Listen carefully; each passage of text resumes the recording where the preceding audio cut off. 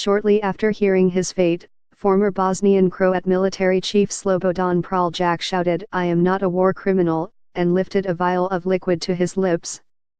He tilted his head back and swallowed. A short time later, he told the confused court and the judge who had affirmed his 20-year sentence for murdering Muslims and other war crimes, "I just drank poison." Praljak was rushed to a hospital, where he died, a tribunal spokesman told the Associated Press. Dutch Public Prosecution Service spokesman Vincent Veenman told Reuters that preliminary tests showed the cause of death was drinking a liquid that can kill. "We cannot yet say what that substance was, further testing is needed," he said, according to Reuters. It was a defiant final act for the 72-year-old accused of ethnic cleansing 2 decades ago in a failed attempt to create a Bosnian Croat mini-state, according to the Associated Press. The appeal of Praljak was one of the final matters for the International Criminal Tribunal for the former Yugoslavia. Praljak was accused of using violence and murder to drive out Muslims. Praljak facilitated the murder of Muslims who did not belong to any armed force, and the destruction of property in Stupni due in October 1993, according to the United Nations. He was indicted in March 2004 and pleaded not guilty a month later. But on May 29, 2013, he was found guilty of all charges. No one escaped. Poland accuses 98-year-old Minnesota man of ordering a Nazi massacre.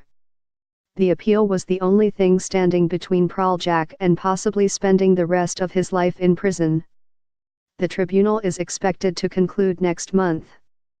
For now, it is suspended as questions swirl around Praljak's actions, including what he swallowed and how he was able to sneak it into a war tribunal.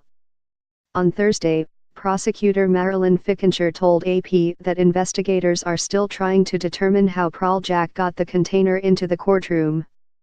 Toma Fila, a Serbian lawyer, told AP that security is just like at an airport when it comes to metal objects, but that security guards would not be looking for pills and small quantities of liquids.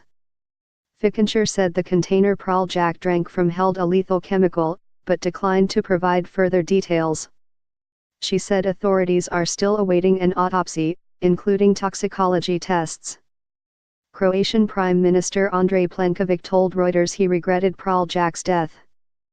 His act, which we regrettably saw today, mostly speaks about a deep moral injustice toward 6 Croats from Bosnia and the Croatian people. We voice dissatisfaction and regret about the verdict, Plenković said. Plenković said Thursday that Praljak was obviously shaken by the possibility he would be convicted and that he wanted to make a statement that the court was wrong to convict him, according to AP. Praljak was one of the leaders of a group that sought to form a Greater Croatia during the 1992-95 war in Bosnia, according to the Financial Times.